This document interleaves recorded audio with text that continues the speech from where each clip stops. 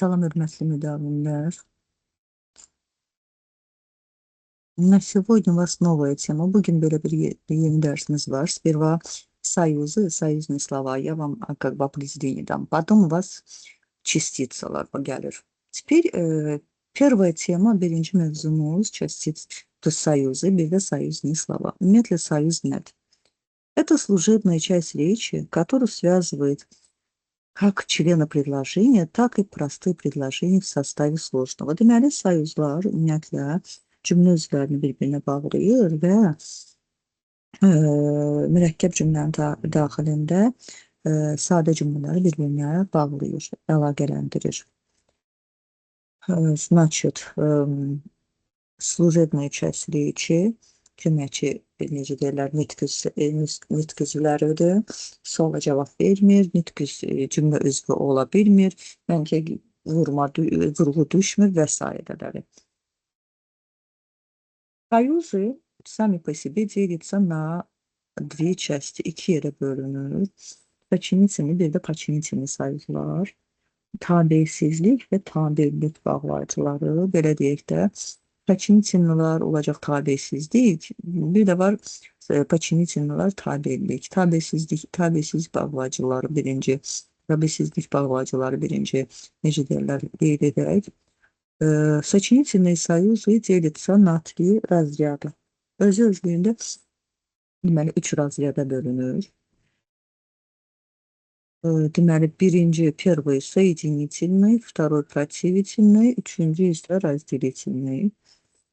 Birinci soyuzlara baxaq, sonra soyuzlu sözlərindən sizə izahını verəcəm. Сочинительный, belə deyək, doğru formada deyək ki, birləşdirmə bağlayıcıları. Dilimizdə də deyirik ki, birləşdirmə, значит, onda bunlar birləşdirmə rolunu oynayır da, yəni bir-birinə birləşdirir. Посмотрим, это какие союзы. Это и, да, значение и. Deməli, da burada i mənasında işlənir. Не только, но и, как так и, также, ni, и və s. Bunlar necə deyirlər? Соединительный bağlayıcılardır. Ни отзыва, ни слова, ни привета. Допустим, поставь самовар, да сходи за sливками. Buradakı da i anlamında gəlir, yəni işləmir. Belə yadınızda saxlayın. Противительный, yəni qarşılaşdırma. No, да, зато, однако же və s. Прошло уже не 7, а целых 12 лет. Görürsünüz necə? Я слышу речь не мальчика, но мужа. Və s. Противительный bağlayıcıları, разделительный, üçüncü isə третий это разделительный, значит, союзы, или, либо, то-то, или, не то və s. Несутся клубы, не то тумана, не то mevkil kriz. Görürsünüz. Belə deyək də, соединительный birləşdirmə mənasında işləmir, противительный qarşılaşdırır, разделительный isə burada bölüşdürür, yəni çirdavat edir də, bölüşdürür, bir də çirdavat edir. Взаимоисключение də var burada, belə deyək. Теперь, противительные, значит, союзы, до них всегда пишется запятая. Bunlardan öncə vergül qoyulur. Razdelительныйlarda isə hansılar ki, təkrarlananlardan söhbət gedir. To, ili, bax görürsünüz. Bunlar işlənəndə necə işlənir? Birinci deyil, ikincisindən öncə hər zaman vergül qoyulur. Bunu yadınızda saxlayın. Значит, təkrarlanmayan bir söz, также, тоже, и onlardan öncə ümumiyyətlə vergül qoyulmur. Belə yadınızda saxlayın. Burada görürsünüz, belə bir nüans var, yazıb ki, в сложном союзные слова. Вообще союзные слова, союзdan nədir fərqi? Союзные, значит, слова в сложном предложении для связи придаточного предложения с главным используется, значит, наряду союзными словами и союзами союзные слова. Ümumiyyətlə, deməli, cümlələrdə, mürəkkəb cümlələrdə söhbət tabiri mürəkkəb cümlələrdən söhbət gedir. Придаточный предложение, yəni budaq cümlə və də olur orada baş cümlə, главное предложение. Çox zaman Glavlı предложение, придаточное предложение birləşir soyuzla, soyuz vasitəsilə, bəzən isə soyuzlu sözlər vasitəsilə birləşir. Soyuzlu slova, yəni soyuzlu slova, onda deməli fərqi nə olur? Soyuzlar heç bir suala cavab vermir, amma soyuzlu slova işləndiyi sözlə birgə suala cavab verə bilir və cümlə üzvü ola bilir. Bunu belə yadınızda saxlayın.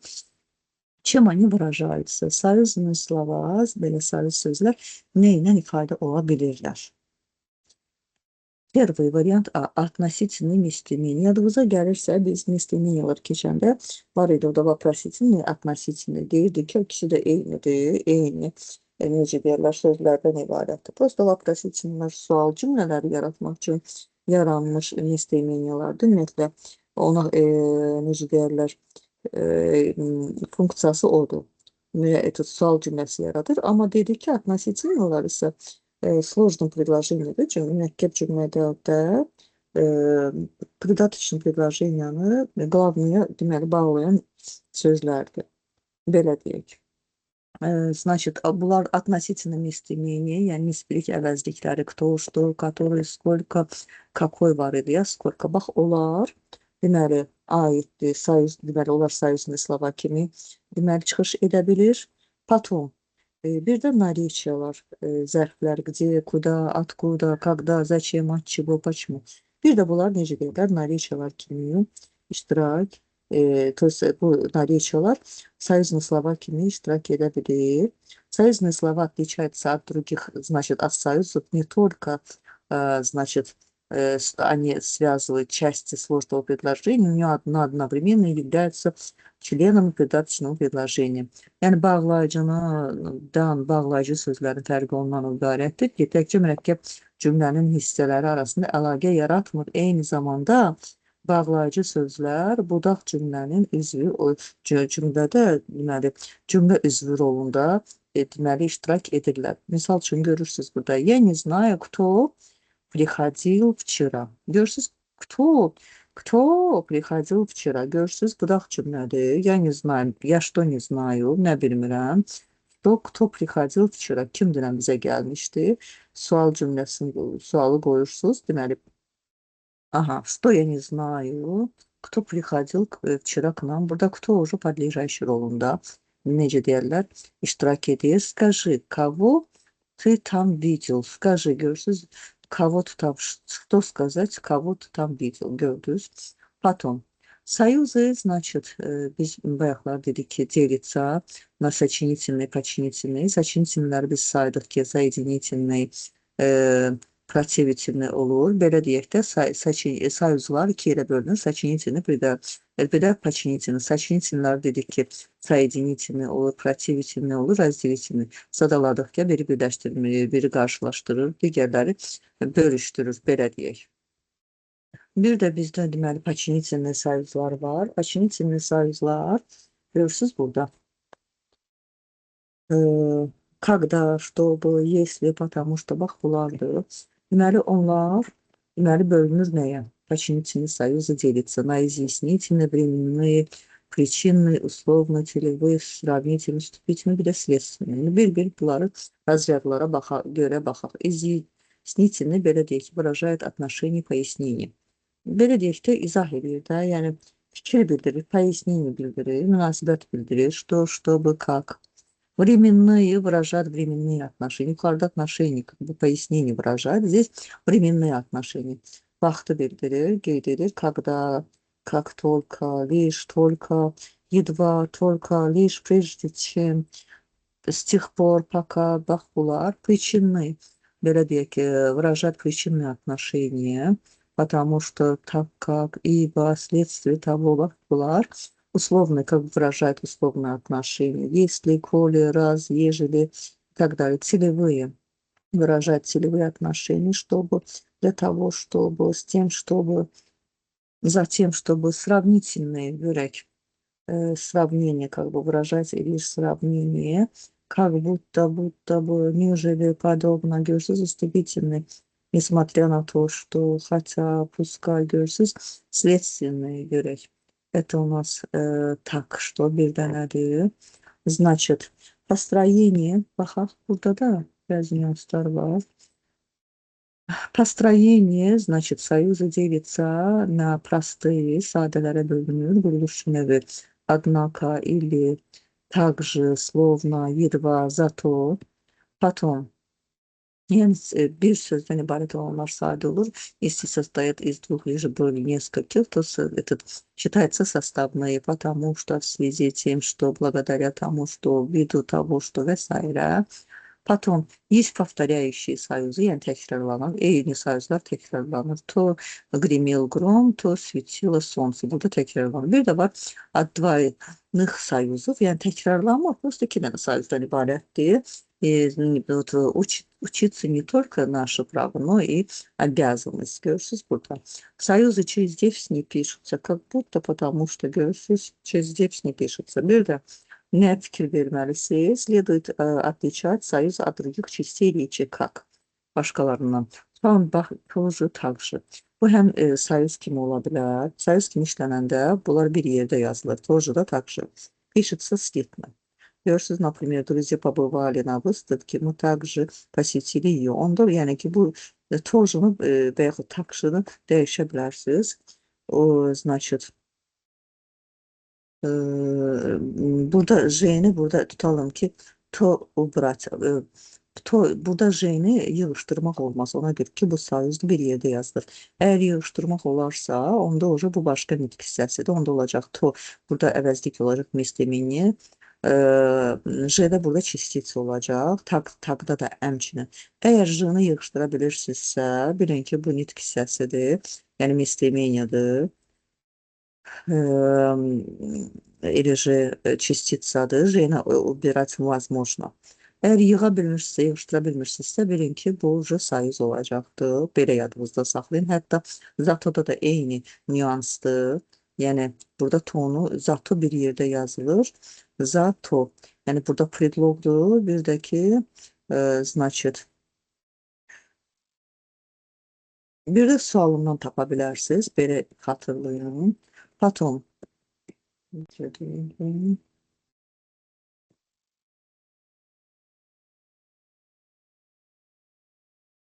И еще один нюанс. Bir tane de nüansa siz bakın. Подчинительные союзы не являются членом предложения. Nельзя поставить факт. Ümumiyyətlə, подчинительные союзlar cümlə özü deyil, sual qoya bilmərik ona ya, сказал, что люблю лес. Что son sözünə siz bir sual qoyun. Görün qoya bilirsiniz, xeyr, heç cürə qoya bilmirsiniz.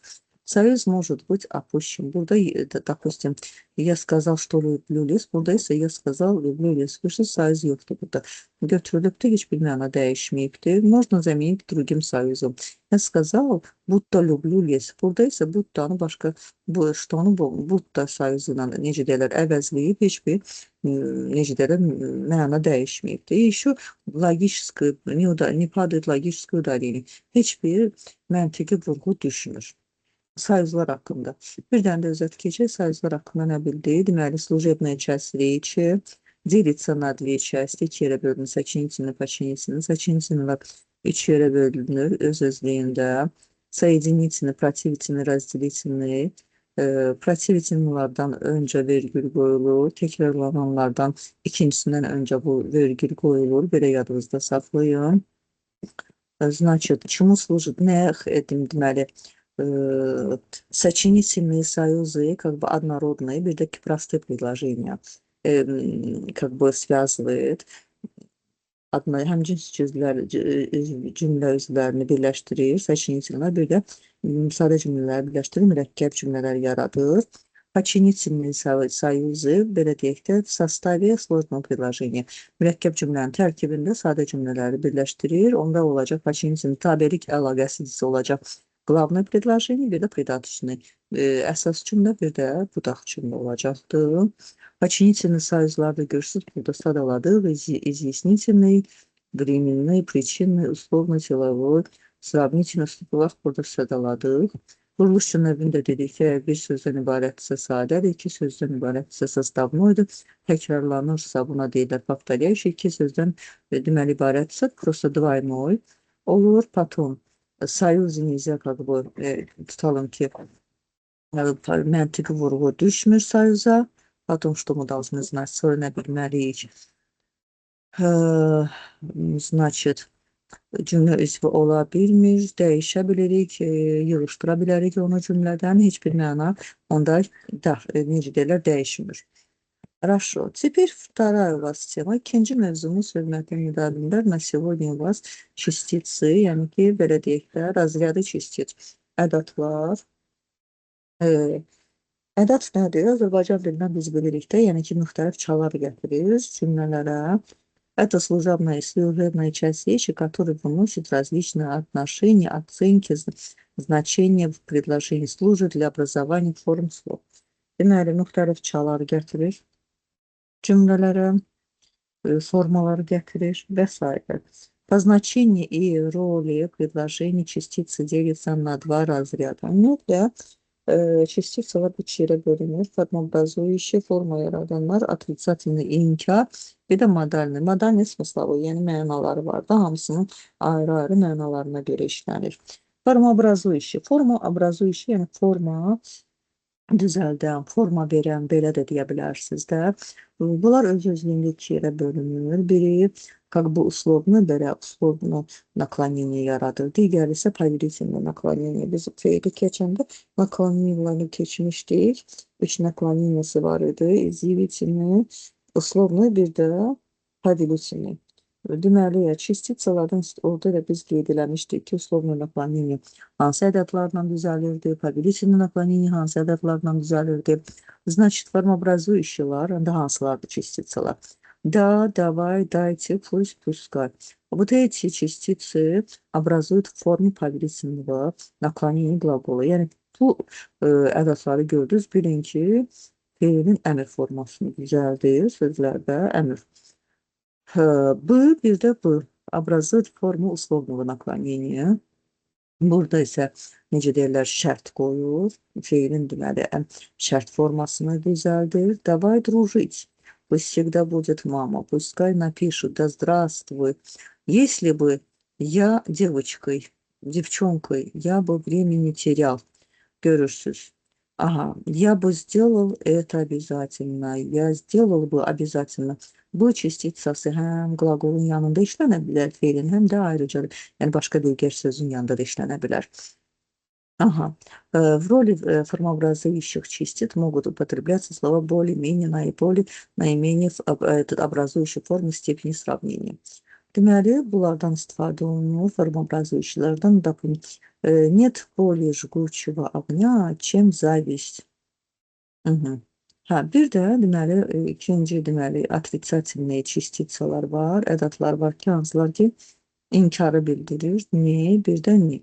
Bunlar fərqli olur, yəni fərqli nüanslara görə şamil olunur. Baxaq, birinci neyini apredilit eləyək ki, neydən nə vaxt istifadə olunur və neydən nə vaxt, bir də neydən nə vaxt istifadə olunur.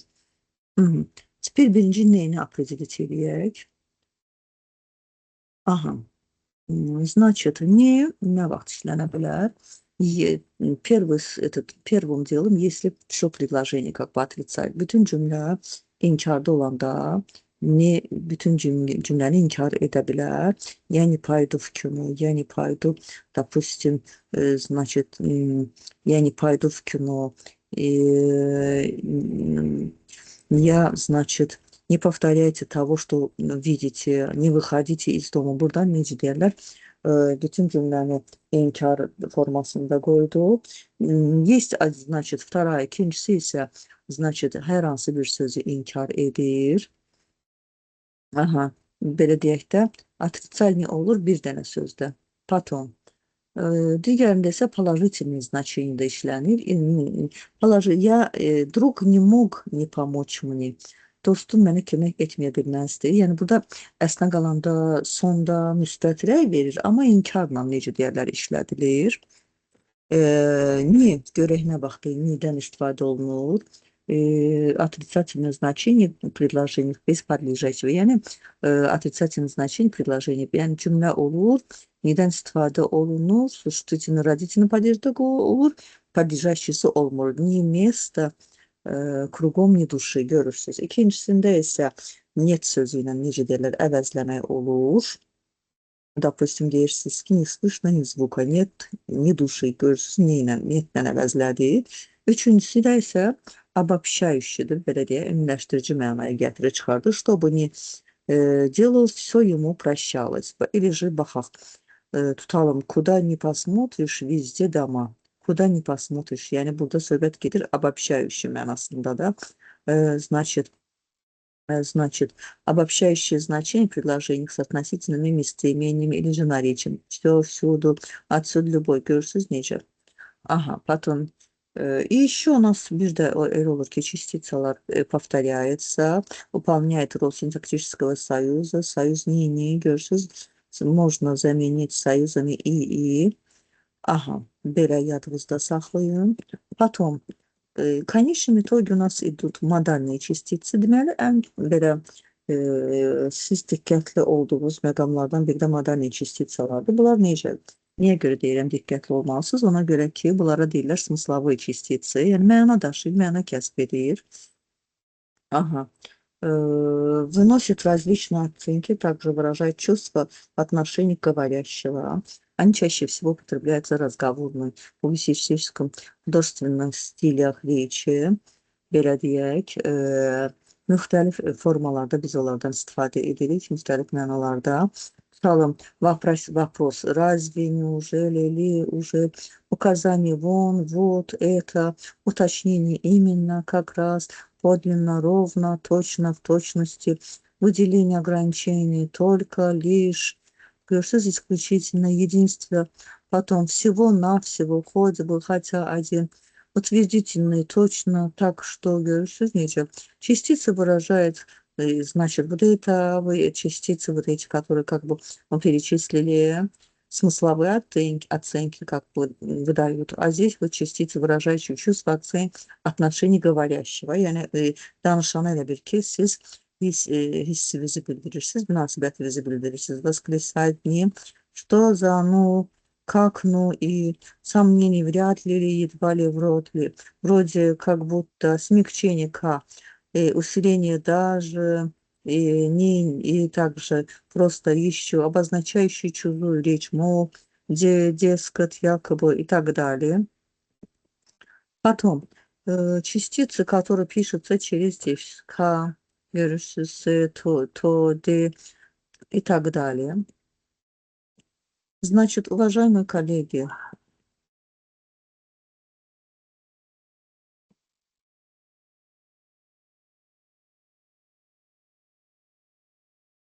deməli, ədədlara bir də burada baxaq, bəzi nüanslara.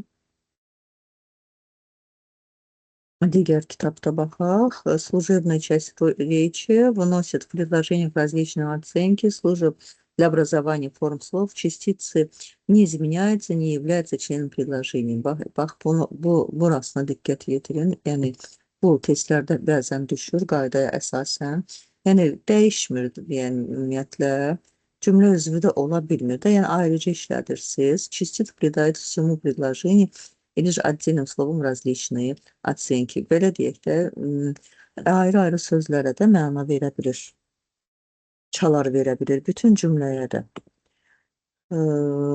Ona görə sadaladıq bayaqları, modalniları.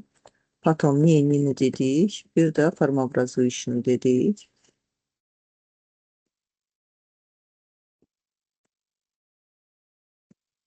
Потом.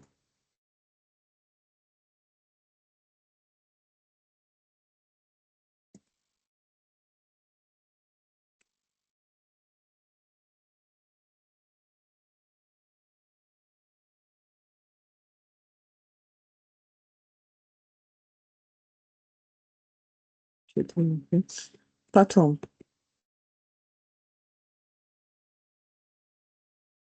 Sayısı тоже как бы определениясını verdik sayızlarında. Потом, значит, определили союзы, разделили, указали, какие союзы есть, на что они как бы функционируют. Потом, bölgü işarəsini qeyd etdik, hansında vergül qoyulur. Sonra частицaları dedik və razryadlara görə böldük və necə deyirlər, onları qeyd etdik. Потом у нас идет частицаlardan sonra bizde gelir особая часть rечи, это междометие. Keçən dəfə biz междометиyanı mən izahını vermişdim, belə deyək. Общий повторda hamısını necə bir təkrar eləyəcəyik. Следующая тема у вас будет как бы якобы грамматика olacaqdı, qayda olacaq. Этот qaydalar, точнее testlər olacaq. По теме служебной части речи. Köməkçilik hissələri haqqında значит bizdə testlər başlayır. Növbəti dərsimiz test mövzusudur.